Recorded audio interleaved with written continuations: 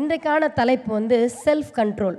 பக்கத்தில் பார்த்து சொல்லுங்கள், செல்ஃப் கண்ட்ரோல், சுய கட்டுப்பாடு. ஸோ செல்ஃப் கண்ட்ரோல் அப்படின்னா the ability to manage emotions, தாட்ஸாக இருக்கலாம், ஒரு வேளை நம்முடைய பிஹேவியர்ஸாக இருக்கலாம். பட் எல்லாவற்றையும் கண்ட்ரோல் பண்ணுற ஒரு எபிலிட்டி, அதுதான் நம்ம வந்து செல்ஃப் கண்ட்ரோல் சொல்கிறோம். God has given us emotions and feelings. அப்படி தானே கடவுள் நமக்கு எல்லாவற்றையும் கொடுத்துருக்கிறார்.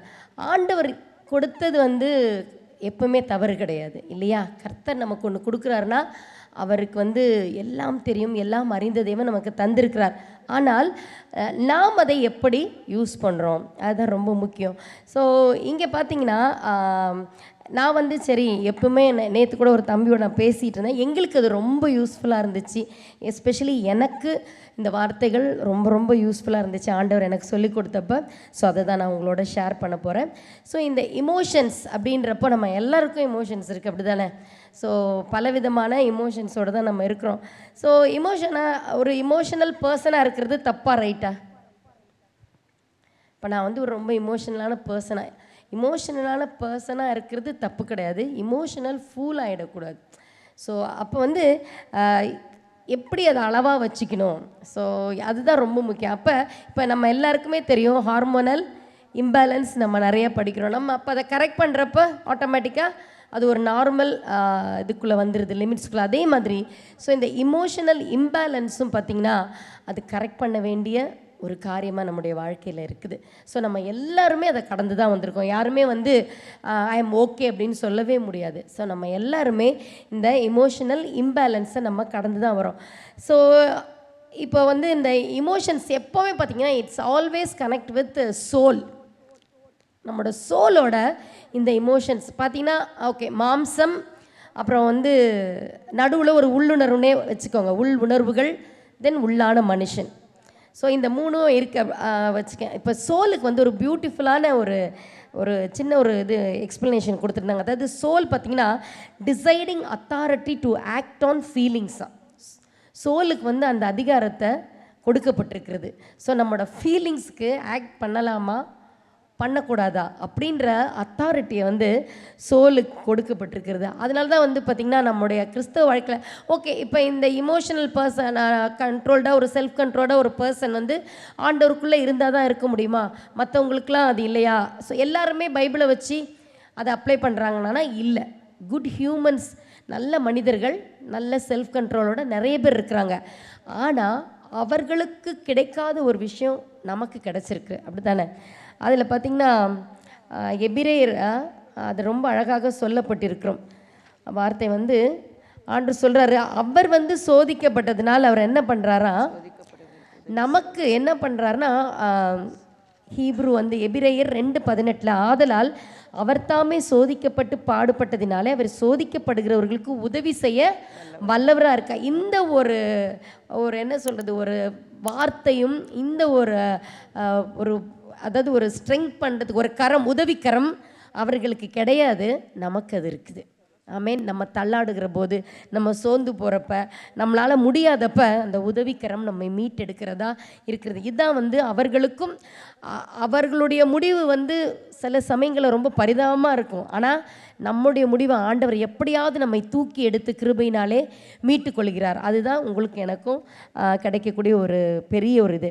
ஸோ அப்போ இந்த இமோஷன்ஸ் பார்த்திங்கன்னா Joy, சேட்னஸ்ஸு, anchor, confusions, fear, anxiety, இதையெல்லாம் அப்போ அந்த சோல் வந்து அது ஆக்ட் பண்ணக்கூட டிசைடிங் அத்தாரிட்டியாக இருக்கிறதுனால நாம் என்ன சொல்கிறோம் அப்படின்னா, நம்ம அடிக்கடி சொல்லுகிற வசனம் 3 யோவான் 1:2 பிரியமானவனே, உன் ஆத்மா வாழ்கிறது போல் நீ எல்லாவற்றிலும் வாழ்ந்து சுகமாக இருக்கும்படி வேணும். அப்போ வந்து இந்த சோல் வந்து நம்முடைய கிறிஸ்தவ வாழ்க்கையில் ரொம்ப முக்கியமான ஒரு விஷயமா இருக்குது. நம்ம ரொம்ப நாளைக்கு அப்புறம் ஒருத்தரை பார்க்குறோம்னா நம்ம என்ன கேட்போம், ஹவ் ஆர் யூ, எப்படி இருக்கீங்க, how is your life, what's going on, இப்படிலாம் கேட்போம்.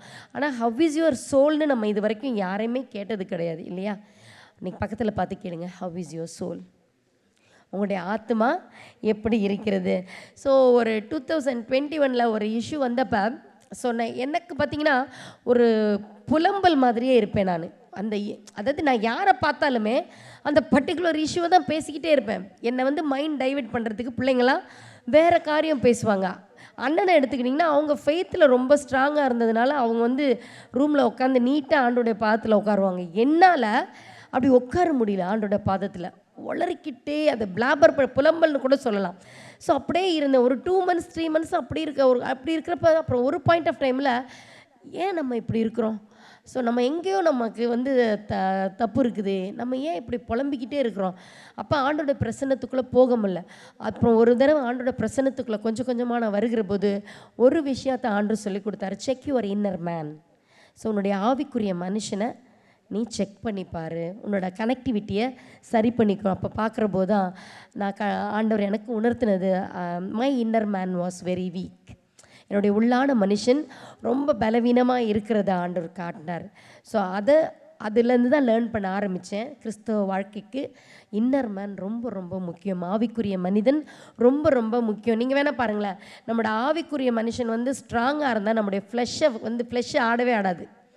ஸோ நம்முடைய ஆவிக்குரிய மனுஷன் வந்து ரொம்ப வீக்காக இருந்தால் ஃப்ளஷ் வில் டான்ஸ், அது நம்மளை என்ன வேணால் பண்ணும். ஸோ அப்போ ஆவிக்குரிய மனிதன் வந்து ஸ்ட்ராங்காக இருக்கிறப்ப ஹீ வில் ட்ரைவ், அந்த ஃப்ளஷை கண்ட்ரோல் பண்ணி வச்சுருப்பாங்க. நம்ம பேசக்கூடிய வார்த்தைகளை கூட பேச முடியாமல் அது என்ன பண்ணுவாங்கன்னா ஆவிக்குரிய மனிதன் நம்ம கண்ட்ரோலாக வச்சுருப்பாங்க. ஸோ இப்போ வந்து ஓகே, ஸோ இப்போ இந்த இமோஷனல் இம்பேலன்ஸ் எப்படி வருது அப்படின்னு பார்ப்போம். ஸோ இமோஷனல் இம்பேலன்ஸ்க்கு முக்கியமான காரணம் என்னன்னு பார்த்தீங்கன்னா இமோஷனல் ஹர்ட். எங்கேயோ ஒரு இடத்துல ஒரு ஹர்ட் நமக்கு இருந்திருக்கும். ஸோ நம்ம எல்லாம் பண்ணுவோங்க, பைபிள் படிப்போம், ஊழியத்துக்கு வருவோம், எல்லாம் பண்ணுவோம். ஆனால் ஒரு இமோஷனல் ஹர்ட்டை வந்து ட்ரீட் பண்ணியிருக்கவே மாட்டோம். அன்ட்ரீட்டட் இமோஷனல் ஹர்ட்டு அது நமக்கு இருக்கும். அப்படி இருக்கிறப்போ நம்முடைய உள்ளான மனிதனுக்குள்ள எதுவுமே செய்ய முடியாத ஒரு சூழ்நிலையில் நம்ம தள்ளப்பட்டதாக இருப்போம். அப்போ பார்த்திங்கன்னா ஒரு அன்ட்ரீட்டட் வூண்ட் எடுத்துக்கோங்களேன், அதாவது சிகிச்சை அளிக்கப்படாத ஒரு காயம் இருக்குது அப்படின்னா அந்த காயம் வந்து என்ன ஆகும்னா நம்ம கொஞ்சம் இன்ஃபெக்ஷனுக்கு போகும், அதுக்கப்புறம் ஒரு பாக்டீரியல் ஒரு ஏரியாக்குள்ளே வரும், அதுக்கப்புறம் கொஞ்சம் கொஞ்சமாக என்ன பண்ணுவோம் நெக்ரோசிஸ் ஆகும், அதாவது சர்க்குலேஷன் இல்லாமல் போகும், அதுக்கப்புறம் செப்சிஸ், அப்புறம் கொலாப்ஸ். இது ஒரு அன்ட்ரீட்டட் வூண்டு வந்து இந்த அளவுக்கு ஒரு மனுஷனை சாய்க்குன்னா ஒரு அன்ட்ரீட்டட் இமோஷனல் ஹர்ட் வந்து த சேம் வே நம்மை கொஞ்சம் கொஞ்சமாக அழித்து விடக்கூடியதாக இருக்கிறது. இன்றைக்கி பாலோனா சொன்னாங்க, இந்த பிட்டர்னஸை தள்ளி வைன்னு சொன்னாங்க. தள்ளி வைக்கக்கூடாது, சரீரத்தை விட்டு வெளியே ஏற்றிடணும். கொஞ்சம் கொஞ்சமாக வந்து நம்மளை என்ன பண்ணோம், ஊடுருவி அந்த பிட்டர்னஸ்ஸை நம்மளை கொன்னுடும். அதனால் முழுசும் இருதயத்திலேருந்து அதை அகற்றி விட வேணும். அப்போ இந்த ஹர்ட் ஃபீலிங்ஸை முதலாவது நம்ம என்ன பண்ணணும்னா ட்ரீட்மெண்ட்டு கொடுக்கணும். ஸோ எங்கே ட்ரீட்மெண்ட் கொடுக்க முடியும் அதுக்கு அப்படின்னா அது ஒரே ஒரு இடம் தான் ட்ரீட்மெண்ட் கிடைக்கும், ஆண்டவருடைய பிரசன்னம் மாத்திரம்தான். நம்முடைய ஹர்ட் ஃபீலிங்ஸு ஹீல் ஆகிற ஒரே இடம் அவருடைய பிரசன்னம். அவருடைய பிரசன்னத்துக்குள்ளே போயிட்டோம் அப்படின்னாக்க நம்முடைய சுயம் கண்டிப்பாக அதில் சாகும். ஆண்டவர் நம்முடைய சுயத்தை எப்படி நாம் கையாள வேண்டும் என்பதை பரிசுத்த ஆவியானவர் மாதிரி ஒரு ஒண்டர்ஃபுல் டீச்சர் நம்முடைய லைஃப்பில் யாருமே கிடையாதுங்க. இவங்க சொல்லித்தரணும் அவங்க சொல்லித்தரணும் அப்படின்னு நம்ம கவலைப்பட தேவையே கிடையாது. சில காரியங்களை நான்லாம் சிலதெல்லாம் எனக்கு யோசிக்கிறதுக்கு ஞானமே கிடையாது. அப்போ இது தாட்லாம் வரப்போ நான் யோசிப்பேன், இதுதான் பரிசுத்த ஆவியானவர் நமக்கு டீச் பண்ணுற விஷயம் அப்படின்னு சொல்லிட்டு. அப்போது ஆண்டவர் ரொம்ப அழகாக அவருடைய பிரசன்னத்தில் நம்மளை ரொம்ப அழகாக வந்து மோல்டு பண்ணுவார். ஸோ அவர் மோல்டு பண்ணுறப்ப பார்த்திங்கன்னா என்னோடய லைஃப்பில் உங்களோட பியூட்டிஃபுல் எக்ஸ்பீரியன்ஸ் என்னன்னு கேட்டால் 2021 நான் ஆண்டோட சமூகத்தில் உட்கார்ந்தது தான் என்னோடய வாழ்க்கையில் பியூட்டிஃபுல் எக்ஸ்பீரியன்ஸ்னு சொல்லுவேன். ஏன்னா ஆண்டவர் வந்து ஒரு வலியின் மூலமாக நம்மளை என்ன அழகாக மோல்டு பண்ணுவார் தெரியுங்க. நம்முடைய வாழ்க்கையில் ஒரு வலி இருக்குன்னா don't waste your pain, don't waste your pain. பக்கத்தில் பார்த்து சொல்லுங்கள், உங்கள் வலியை வேஸ்ட் பண்ணிடாதீங்க. ஆமீன். ஸோ அந்த வழியில் தான் ஆண்டவர் அநேக வழிகளை நமக்கு வைக்கிற தேவனாக இருக்கிறாரு. ஸோ இப்போ அவருடைய பிரசன்னத்துக்குள்ளே நாம் வரும்பொழுது ஆவியின் மனுஷன் வந்து பலப்பட ஆரம்பிக்கிறாங்க. ஆமேன். பக்கத்தில் பார்த்து சொல்லுங்கள், அவருடைய பிரசன்னத்தில் அவங்களுடைய ஆவிக்குரிய மனிதன் பலப்படுகிறான். ஆமேன்.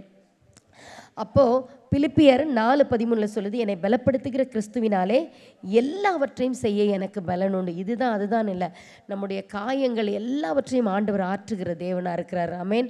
அவருடைய காயம்பட்ட கரத்தினாலே நீங்களும் நானும் என்ன காயப்பட்டாலும் அதை ஆற்றுகிற தேவனாக இருக்கிறார். ஆகையினால அந்த இமோஷனல் ஹர்ட் பார்த்திங்கன்னா ட்ரீட் பண்ணப்பட்ட பிறகு நம்ம எப்படி மாறுறோம் அப்படின்னா நம்ம ஒரு ஸ்ட்ரெங்தன் ஒரு இமோஷனல் பேலன்ஸ்டாக நம்முடைய வாழ்க்கையில் நம்மளால் வாழ முடியும். ஸோ அதனால் நம்முடைய நம்மளுடைய வாழ்க்கையில் ஒருவேளை யாரை குறிச்சாவது ஒரு பிட்டர்னஸ், யாரை குறிச்சாவது ஒரு கஷ்டம் அப்படி இருந்துச்சுன்னா உடனே அவருடைய சமூகத்துக்கு ஓடிடுங்க. அவருடைய சமூகம் நம்மை பரிபூர்ணமாக வந்து ஹீல் பண்ணி நம்மளை சுத்தப்படுத்தி ஒரு பலவானாய் மாற்றுகிறது. ஆமேன். ஒரு ஃபிசிக்கல் ஒரு ஸ்பிரிச்சுவல் சிக்னஸ்லேருந்து நம்மை விடுவிக்கிறதா இருக்கிறது. எப்படி வந்து நம்ம வந்து சரீரத்தில் சுகம் நம்ம அந்த ட்ரீட்மெண்ட் இந்த ட்ரீட்மெண்ட் போகிறோமோ, ஆண்டவருடைய பிரசன்னம் அழகாக நம்மளை வந்து ஒரு சிகிச்சை அளித்து ஒரு பரிபூர்ண மனுஷனாக அவருடைய கரம் நம்மை மாற்றுகிறது. ஆமீன். ஸோ ஆகையினால் இந்த காலை வேளையில் கூட ஆனால் பார்த்திங்கன்னா அவருடைய பிரசன்னம் வந்து நமக்கு 3 விஷயங்களை எப்போவுமே சொல்லிக் கொடுக்கும். நான் தெரிஞ்சுக்கிட்டது, அவருடைய பாதம் பார்த்திங்கன்னா ஒரு ஸ்பிரிச்சுவல் மீனிங் இருக்கும். நம்முடைய பேட்டிலுக்கு எப்போவுமே அவர் பாதத்தில் போகிறப்போ ஒரு ஸ்பிரிச்சுவல் மீனிங் இருக்கும். அடுத்து ஒரு ஸ்பிரிச்சுவல் எக்ஸ்பீரியன்ஸ் இருக்கும். அடுத்து வந்து ஒரு ஸ்பிரிச்சுவல் மெச்சூரிட்டி அது கொடுக்கும். ஆமேன். முதலாவது ஆவிக்குரிய காரணம். கண்டிப்பாக நம்முடைய ஒவ்வொரு பேட்டில்ஸுக்கும் ஆவிக்குரிய காரணங்கள் ஆண்டவர் சொல்லித் தருவார். அடுத்ததாக ஆவிக்குரிய அனுபவத்தை அந்த அவருடைய பிரசன்னம் நமக்கு சொல்லிக் கொடுக்கும். ஆவிக்குரிய முதிர்ச்சி நமக்கு வரும். இப்போல்லாம் நான் நினைப்பேன், 30 வயசில் இன்னும் கொஞ்சம் நான் பெட்டராக இருந்திருக்கலாமோ, இந்த விஷயத்தை இன்னும் அழகாக ஹேண்டில் பண்ணியிருக்கலாமோ. பிகாஸ் நம்ம 50ஸில் இருக்கிறதுனால அந்த 30ஸில் இப்போ இருக்கிற நிதானம் அந்த 30களில் நமக்கு இல்லை.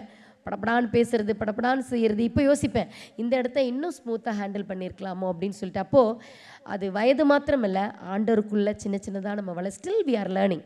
நம்மளோட டில் ஆர் லாஸ்ட் பிரெத் நம்ம லேர்னிங் மாத்திரம்தான். ஆண்டவர் ஒவ்வொரு நாளும் நமக்கு எல்லாவற்றையும் கற்றுத்தருகிற தேவனாக இருக்கிறார். ஆகையினால் நம்ம வந்து let's focus on our devotion, not on our emotion எப்போவுமே. ஆமேன்.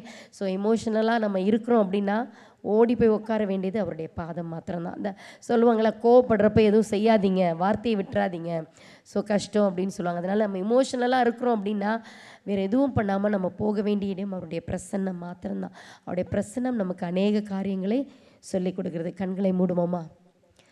சுயமென்னில் சாம்பலாய் மாற சுத்தாவியே அனல் மூட்டும், ஜெயம் பெற்று மாமிசம் சாக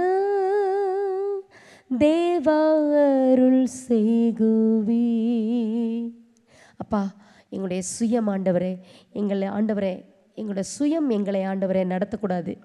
எங்களுடைய உள்ளான மனிதனை ஆவியானவர் ஒவ்வொரு நாளும் ஆண்டவரே எங்களுடைய உள்ளான மனிதனை புதுப்பித்து ஸ்ட்ரெங்தன் பண்ணி ஆண்டவரே எங்களுடைய ஆவிக்குரிய மனிதன் எங்களை வழிநடத்தக்கூடிய கிருபைகளை அனுதினமும் நாங்கள் உம்மிடத்திலிருந்து பெற்றுக்கொள்ள எங்களுக்கு நீங்கள் உதவி செய்யுங்க. எங்களுடைய வாழ்க்கையில் இந்த கல்வாரி இந்த தபசு நாட்களில் ஆண்டவரை நாங்கள் நிறைய ஃபாஸ்டிங் அதெல்லாம் இருக்கிறோம். அதை காட்டிலும் முக்கியமானது என்னுடைய உள்ளான மனுஷன் எப்படி இருக்கான், என்னுடைய உள்ளான மனுஷன் வளர்ந்துருக்கிறானா, என்னுடைய உள்ளான மனுஷன் பலப்பட்டிருக்கிறானா.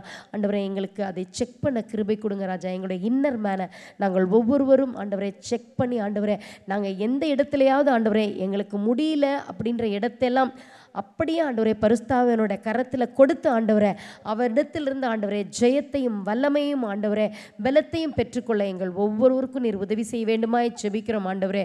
அப்பா, இந்த செல்ஃப் கண்ட்ரோல் ஆண்டவரே இந்த தலைப்பில் ஆண்டவரே நாங்கள் பேசி கொண்டிருக்கிற காரியங்களை எங்களுடைய இருதயத்தில் வைங்க.